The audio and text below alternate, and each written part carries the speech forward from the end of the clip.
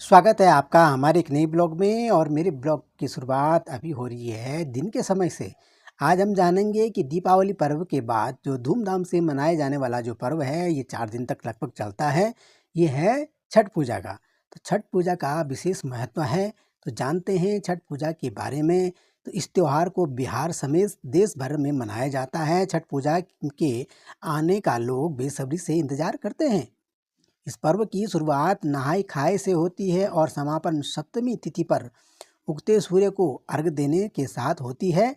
ऐसे में आइए जानते हैं छठ पूजा का पर्व कब से शुरू होगा। 2025 छठ पूजा का त्यौहार बहुत ही धूमधाम से मनाया जाता है।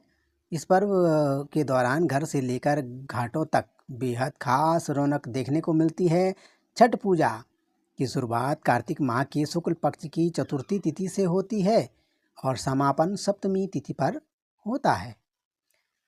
इस दौरान छठी मैया की पूजा अर्चना करने का विशेष महत्व है। इस व्रत को निर्जला किया जाता है। जैसे एकादशी का व्रत किया जाता है, इसी प्रकार से छठी मैया का भी व्रत किया जाता है। धार्मिक मंत्र के अनुसार छठी मैया की उपासना और व्रत करने से संतान को दीर्घायु का आशीर्वाद प्राप्त होता है और परिवार में सुख शांति बनी रहती है। छठ पूजा का पहला दिन नहाय खाए से होता है। कार्तिक माह की शुक्ल पक्ष की चतुर्थी तिथि नहाय खाए पर किया जाता है। इस बार नहाय खाए का पर्व 25 अक्टूबर को मनाया जाएगा।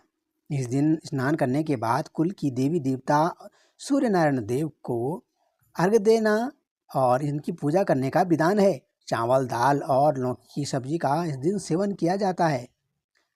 नहाय खाए के अगले दिन यानी कि कार्तिक माह के शुक्ल पक्ष की पंचमी तिथि पर खरना का पर्व मनाया जाता है। इस बार 26 अक्टूबर 2025 को रखना इस दिन चाहिए ये व्रत। इस दिन स्नान करने के बाद छठी मैया की विशेष पूजा अर्चना करने का विधान है।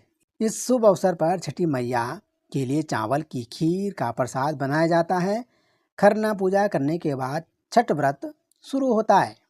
कार्तिक माह की शुक्ल पक्ष की षष्ठी तिथि पर डूबते सूर्य को अर्घ्य दिया जाता है और अगले दिन यानी कि सप्तमी पर उगते सूर्य को अर्घ्य देने के बाद व्रत का पारायण किया जाता है।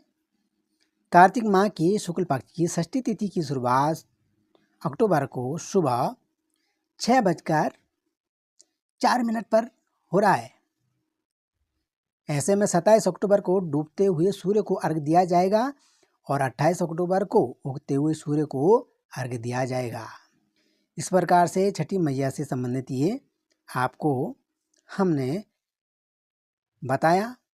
पहली बार हमारे चैनल पर आए हैं तो ज़रूर हमारे चैनल को आप सब्सक्राइब करें, वीडियो को शेयर करें, लाइक करें, कमेंट करें।